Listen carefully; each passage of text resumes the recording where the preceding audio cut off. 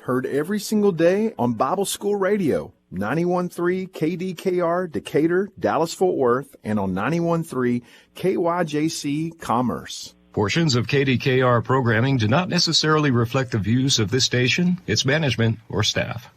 Prudent Money with Bob Brooks is sponsored by the Prudent Money Foundation on 91.3. Well, if inflation is going down, how can we still see it in our pocketbooks? Today we're going to take a look. Stay tuned for Prudent Money.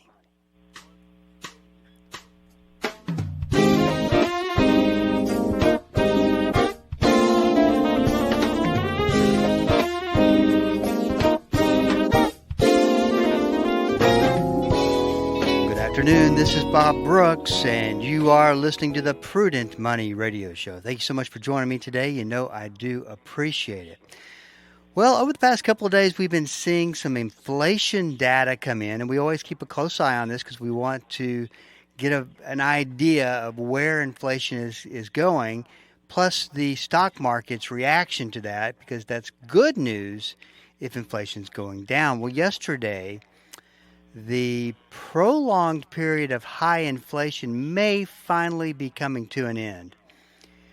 In October, the Consumer Price Index, which is what we look at and follow inflation by, increased 3.2% from 12 months earlier, down from 3.7% in September.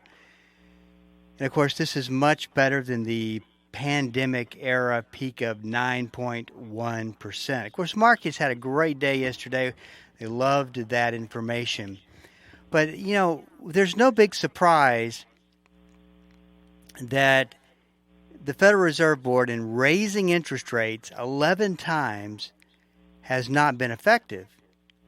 But it's only half of the story. It's almost as if the financial media reports this like inflation and higher prices are going down and are gone and are going away to stay. But that's not what's happening. We've talked about this many times on Prudent Money. If you've been listening, you know that yes, interest rates coming down, but that's not going to really affect the end user, which is the consumer. We're still dealing with this prolonged effect of higher prices. And that's one of those things. It's one of those things where we can deal with it for a time limit. We have a limit on how long we can deal with it. But I think that it's gotten to the point and I'll show you some statistics here that will back that up.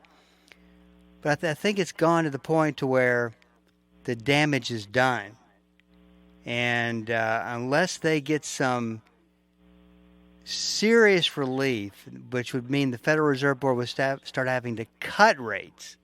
This is this is really important to understand. Let me back up and walk you through it.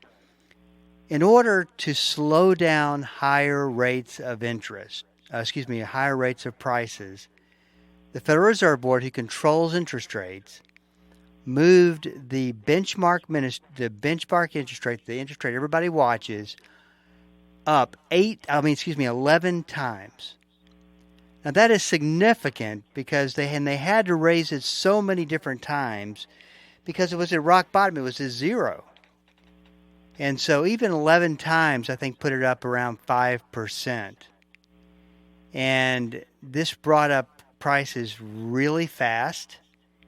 And, of course, they got to 9.2%, I think was the high, and then it started coming down. So it might be that the market is jumping for joy over news that's really not such great news, because the problem is it's sustained inflation right now. It got up so high, came down a little bit, but it has stayed. Now that inflation indicator that's coming down is only saying we're not expecting any new inflation. I think 9.2%, even though greatly understated, probably half of what it really is. Government statistics and government accounting and all, has gone down, but the damage is done. I was thinking about this today. What's the best analogy that can be used? and it's the analogy of a hurricane. A hurricane, a Cat 4, Cat 5 hurricane comes rumbling through the coastlines, does enormous damage, and then it leaves. And now you are left with the wreckage, the sustained cost of life, which is greatly diminished, is there to put everything back together and try to get going again.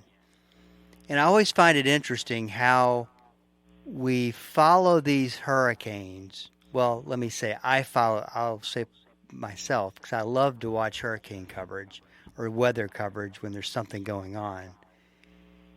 And watching for days as that hurricane gains strength and comes forward and then hits the coastline, and then it goes through parts of our country and continues to go through until it leaves up one of the coastlines. But the destruction is done. It's left a path of destruction over many, many, many miles, destroyed some towns completely, and it's just going to take a long time to build it back up. Well, you never, I look for information on how that's going, but you never really see information as to what's the progress. How are they coming? Are they built back up yet? And it's kind of one of those things where you hope that a hurricane didn't have a direct hit like it did this last time. But the damage is done. Rates have been raised 11 times, and just because the consumer price index is coming down doesn't mean that what the damage that's there. For instance, I always like to pick on restaurants, probably because it annoys me that restaurants are charging what they're charging when I just don't think it's necessary.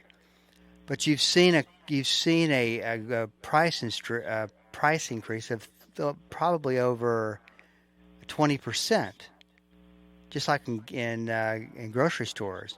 However, I will say this: grocery stores have seemed to have come down in some areas, which has been good to see. But that has definitely been the area that's been really tough on the pocketbook. But you see the damage is done. And, once again, there is two types of inflation, the one that's coming down on the indicator and then the high inflation rates we're still dealing with. So the bottom line is it's not truly over. And I don't think that you see the rates come down as to the way they should until they start cutting rates. And we'll get into that in a little bit. That's something that's going to take a very long time to do, and I'll tell you why here in a minute. Some of the statistics that have come out, First National Bank of Omaha, and take these surveys as they are. You might take them with a grain of salt. You might say, is 1,000 people really representative of 327 million people? Probably not, but it does show some that even if they're close or even if they're somewhere in the ballpark, they're concerning. It says 47% of adults say monthly expenses exceed income.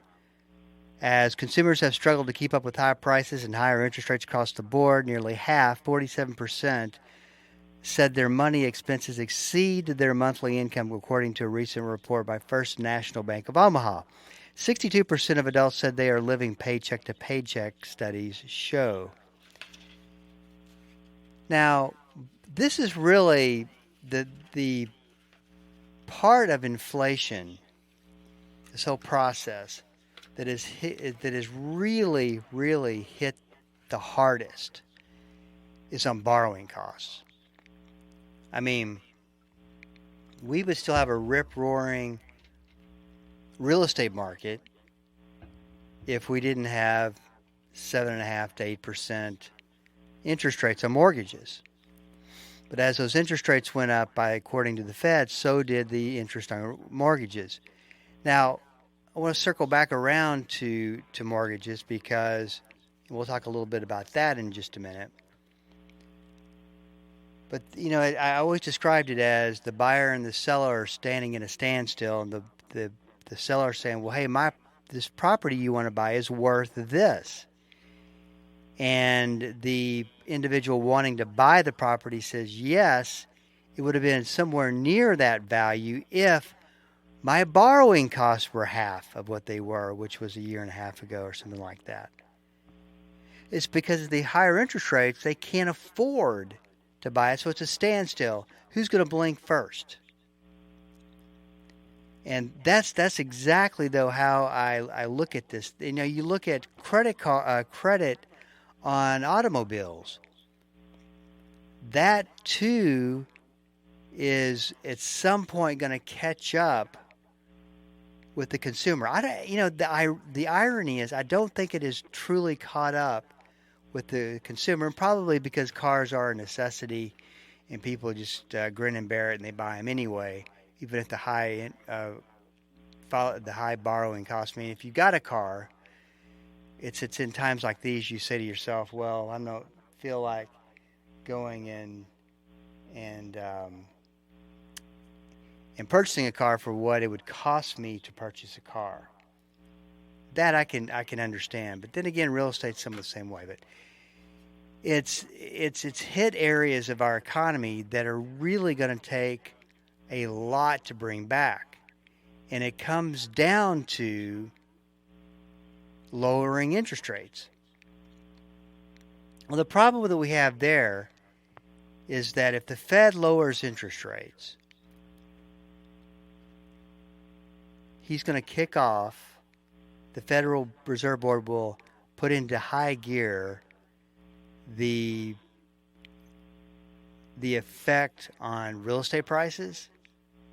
Will definitely, really, it would, I think, with a cut of, we'll get to that in a second. Hey, this is Bob Brooks. You are listening to the Prudent Money Radio Show. We're up against a break. Stick around. I'll be right back.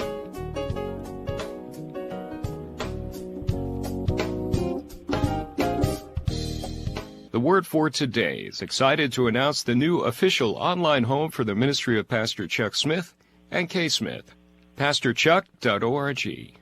At PastorChuck.org, you'll have instant access to thousands of hours of verse-by-verse teaching by Pastor Chuck Smith from Genesis through Revelation, and full access to special messages on subjects such as prophecy and much, much more.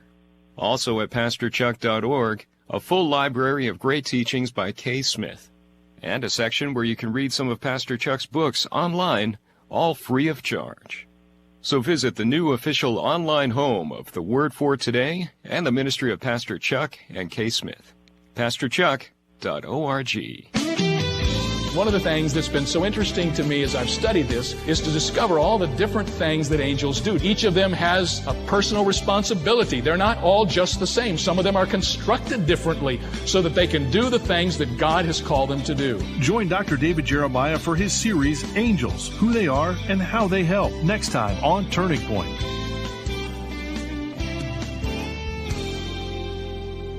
Weekday mornings at 9 o'clock here on KDKR. Most believers recognize the importance of sharing the good news, but few believers ever do. This week on A New Beginning, Pastor Greg Laurie shows us how, and it's easier than you think. Tune in for practical insight on evangelism from an evangelist. That's this week on A New Beginning with Pastor Greg Laurie.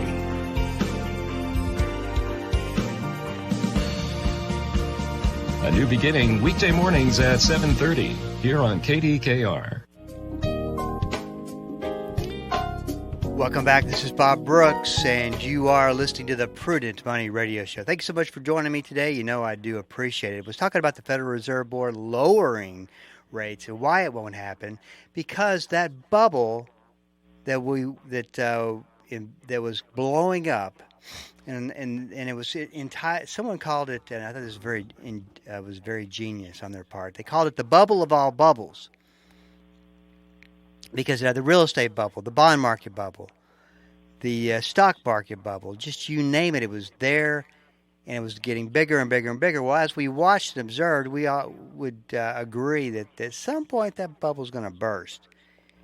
What has happened is that the air started to come out of some of it, but those bubbles, in my opinion, are still alive and well, because if you kicked into gear the gasoline, the energy for getting those going, it's just a matter of the Fed going through the process of lowering interest rates, cutting their benchmark interest rate. That would get all that back up again. The problem is it would just mean bigger bubbles in the future. And that's not what we want to see. We've got to see some of that, a lot of that air let out of these bubbles. And here's the thing, is that these asset prices, as they get higher and higher and higher, will cause major problems for us in the future. So if you cut rates, you ignite these bubbles again, and there is your problem. Once again, with real estate prices, I think that you would see activity just start to pick up in no time, where you have where you get to the point where bubbles don't matter, stocks don't matter, is if the Fed started cutting rates and you still wouldn't go and invest in a stock because you just don't want to take the risk. Well, that's not the case. I think there's people just sitting there waiting and looking at it and going, boy, when this thing does get turned around, I'm gonna be on top of the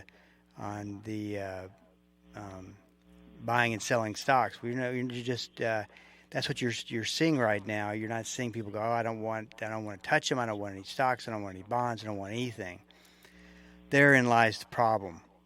So you had one of the things that we look. Let me back up. One of the things that we look at is consumer sentiment and how they feel about buying certain things, how they feel about the economy, and the market watches this.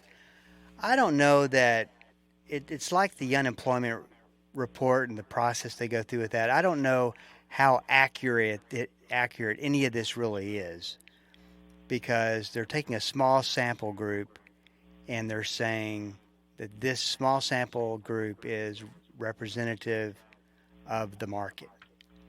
And so say that it is. I mean, who's to say that it's not? But I think it's a little unrealistic. So I think you got to look at these and go, well, can we get in the ballpark of these numbers? And there's where the possibilities are of them being true, that this is the way people feel. But it's no surprise that homeowners are frustrated. They're feeling pretty good about their situation, with 63% saying it's a good time to sell a home. But a record share of consumers are frustrated by the U.S. housing market and consider the current moment a bad time, in quotes, to buy, according to a new survey. The Fannie Mae Home Purchase Sentiment Index indicated that 85% of respondents surveyed believe it's a bad time to buy a home, up 1 percentage point from last month, the most citing high home prices and high mortgage rates as the primary reasons. I think it's primarily, I don't think it really matters that, I don't think prices, I think people have dealt with that okay. I think it really does point to high mortgage rates. And once again, high mortgage rates, unless they're brought down by cuts in the federal funds rate, the Fed's chief interest rate, unless that gets cut, I don't see significant declines of mortgage rates. It says housing affordability is at the lowest level in 39 years as buyers find their potential mortgage payment taking up an increasingly large share of their income. The monthly principal and interest payment, get this, on a mortgage for a median price has climbed 94%. And what's interesting is consumers expressed these feelings even as they reported better job security and improved household income. So it's going to be interesting to me where this all ends up. Today, after a week to a week and a half of interest rates really coming down and coming down hard. When I say interest rates, I mean, let's say most people typically follow the 10-year Treasury rate, but it's come down really fast. Even then, we're still, today's 30-year mortgage rate was at 7.74%. I think until you get below a 7, close to middle 6s, down below 6 preferably, it's going to be a little tough to see people getting excited about buying a home. But once again, once that gets kick-started, it's going to be something or another. I think, though, what ends up happening is it gets, because you got to remember, we still have a supply and demand issue, which puts pressure on higher rates. I know it gets a little bit complicated, but anyway, that's what I see as far as you've got this overall supply and demand issue, which we really haven't talked about, but you understand we've talked about this many times, where there's not enough supply to meet the demand. But the problem is that people can't do that if they can't afford the mortgage that's going into play. So there you have it on that. Now let's talk a little bit, and I want to bring this up because I want to make sure that you know and you're aware and not caught up in the Christmas buying season. So it's going to be expensive this year, right? To buy presents. However, I do believe that you'll see department stores. Who calls them department stores? You'll see stores starting to cut back as much as they can on their prices. Excuse me. And and of course you've seen it's interesting as you've watched stores retail have the Black Friday sales, in October. So anyway, I still think ultimately it's going to be a supply and demand issue, and some of the things we want, I think, to buy for Christmas. But it is what it is.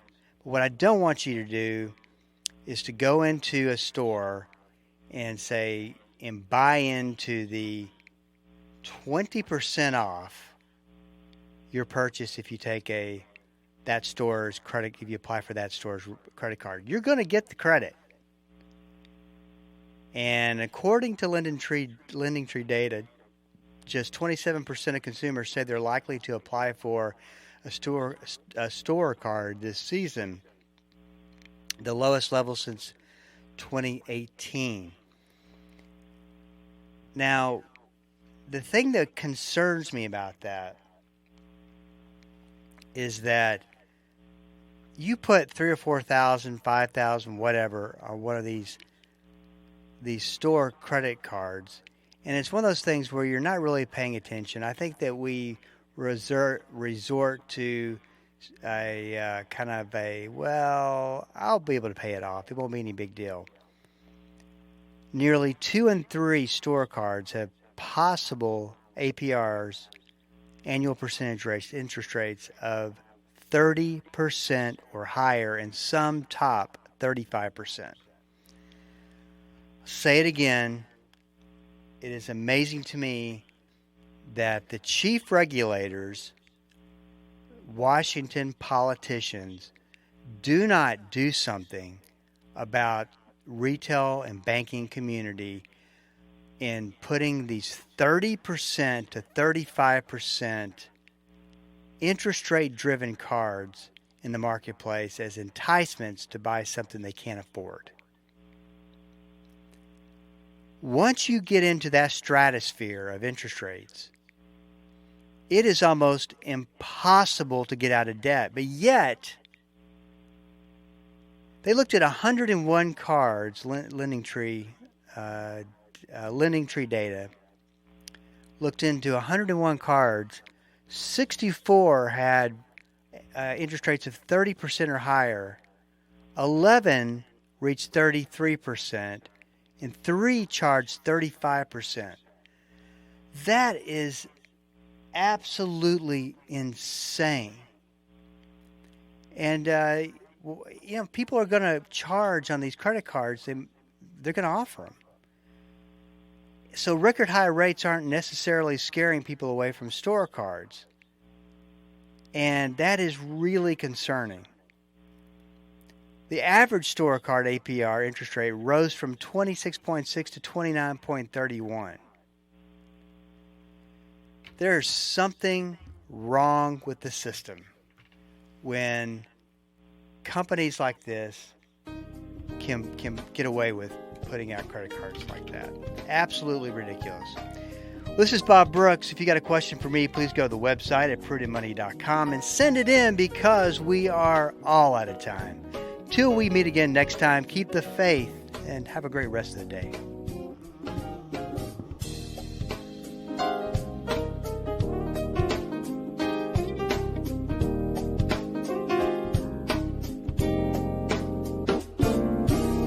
That's all the time we have for today. Questions or comments for Bob, or to find out more great information like what you've just heard, visit www.prudentmoney.com. Be sure to join Bob Brooks again for the next edition of Prudent Money.